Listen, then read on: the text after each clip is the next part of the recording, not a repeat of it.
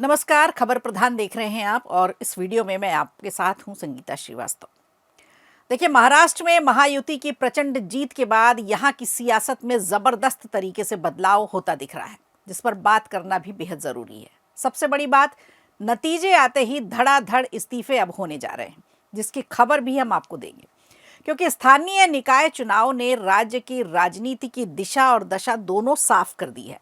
महाराष्ट्र के निकाय चुनाव में महायुति ने एक बार फिर अपना परचम लहराया है और विधानसभा चुनाव के लिए एक मजबूत दावेदारी पेश कर दी है।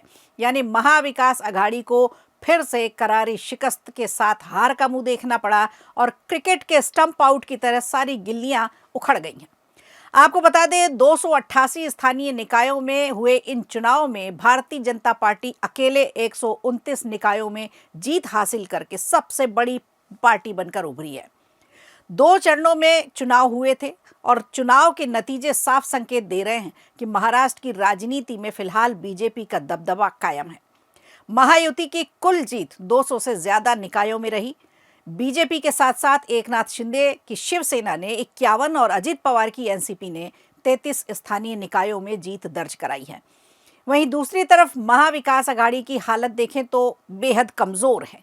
संयुक्त रूप से एमवीए 50 का आंकड़ा भी नहीं छू पाई है। तो कहां है गठबंधन का मजबूत जोड़, जो चुनाव से पहले बड़ी बड़ी बातें कर रहा था? बजाय इसके फील्ड पर काम दिखता तो हो सकता है कुछ सीटें बढ़ जाती है। खैर, उसमें कांग्रेस को ही कुछ सीटें नसीब हो पाई हैं, लेकिन सिर्फ 35 निकायों में ही जीत मिली है। शिवसेना उद्धव गुटवाली और एनसीपी शरद पवार गुटवाली 8-8 निकाय सीटों में ही सिमट कर रह गई हैं। अब सवाल यह है कि बीजेपी और महायुति के लिए इस जीत के मायने क्या हैं? अब इनकी कैसी रणनीति बनेगी? अब इनकी तैयारी क्या होगी? तो सबसे पहला और सबसे बड़ा संकेत यह है कि बीएमसी की राह अब आसान होती दिख रही है। महाराष्ट्र के ये निकाय चुनाव आने वाले बीएमसी चुनाव का लिटमस टेस्ट माने जा रहे हैं और नतीजे बीजेपी के पक्ष में आने की उम्मीद जताई जा रही है। तो क्या शिवसेना के मुंबई में अब बीजेपी का कब्जा होने जा रहा है? 15 जनवरी को मुंबई समेत कई बड़े नगर निगमों में चुनाव होने और उससे पहले ये जीत बीजेपी के लिए बड़ा मनोवैज्ञानिक बढ़त बताई जा रही है।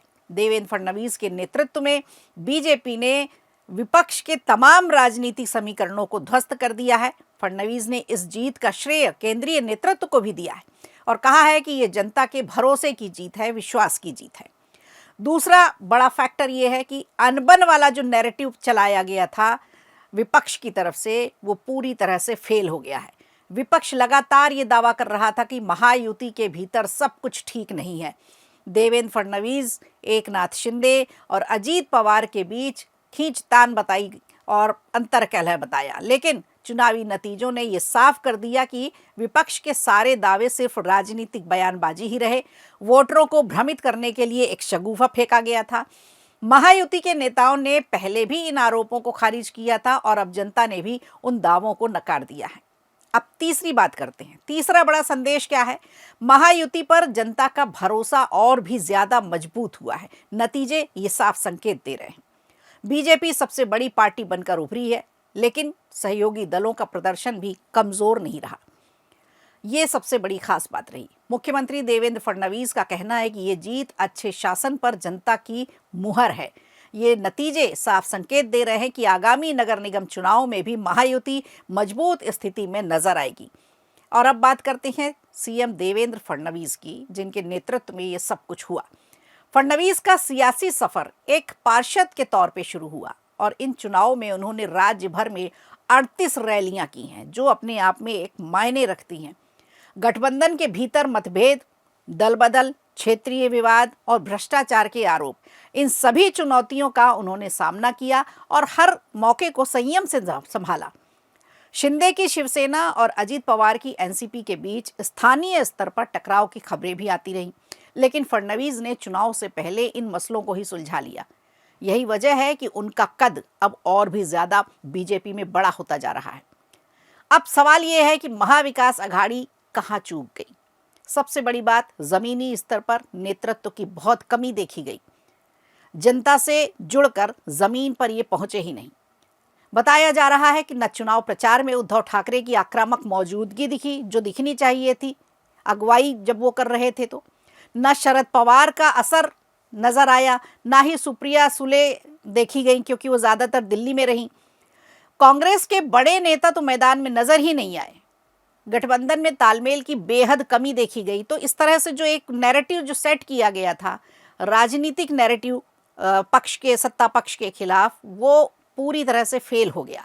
एमवीए ये तय ही नहीं कर पाया कि जमीन पर साथ कैसे उतरना है। सब अपनी अपनी भाषा, अपने अपने बयानबाजी कर रहे थे, लेकिन कैसे विपक्ष को और विपक्ष की आपस में लड़ाई होनी चाहिए जमीनी स्तर पर, चुनावी मैदान में, उसमें विपक्ष पूरी तरह से गायब रहा। नतीजा ये हुआ कि शिवसेना और एनसीपी दहाई का आंकड़ा भी नहीं छू पाए।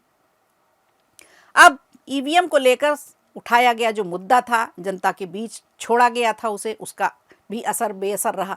इसके अलावा बीते 3 दशक की अगर बात करें तो बीएमसी पर काबिज रही शिवसेना अब इस समय सबसे कमजोर कड़ी बन गई है। देखा जाए तो शिवसेना अपने सबसे बुरे दौर से गुजर रही है इन दिनों। कांग्रेस ने हार का ठीकरा एक बार फिर बीजेपी पर फोड़ दिया है। जीत तो पाई नहीं, लेकिन हार का ठीकरा भी बीजेपी पर। प्रदेश कांग्रेस अध्यक्ष हर्षवर्धन सबकाल का यह आरोप है कि सत्ता का दुरुपयोग हुआ है। कभी ईवीएम पे आरोप लगा देते हैं, तो कभी वोटर लिस्ट इनके खिलाफ जाती है, इनके हिसाब से नहीं होती है। अब इन्होंने सत्ता का दुरुपयोग बता दिया, पैसे का और दबाव बता दिया। वहीं बीजेपी की बात करें तो बीजेपी का सीधा जवाब ये रहता है कि जमीन पर संगठन नहीं है, विपक्ष कहीं दिखता ही नहीं, इसीलिए उनको हार मिली है। तो कुल मिलाकर महाराष्ट्र के निकाय चुनाव ने साफ कर दिया कि फिलहाल सियासी हवा महायुति के पक्ष में है। महाविकास अघाड़ी के लिए आने वाले बीएमसी के चुनाव बेहद कठिन होने जा रहे हैं। रास्ता उनका बेहद कठिन होगा, क्योंकि अब एकजुटता में और भी ज्यादा कमी आएगी। देखना दिलचस्प यह होगा कि क्या विपक्ष इन नतीजों से सबक लेता है या फिर सियासी दूरी इनकी आपस में और भी ज्यादा बढ़ती जाएगी। अब इस पूरे एक्सप्लेनर पर आपकी क्या राय है, हमें कमेंट करके जरूर बताइएगा। वीडियो अच्छा लगा हो तो लाइक कीजिए, शेयर कीजिए और कमेंट बॉक्स में हमें जरूर बताइए।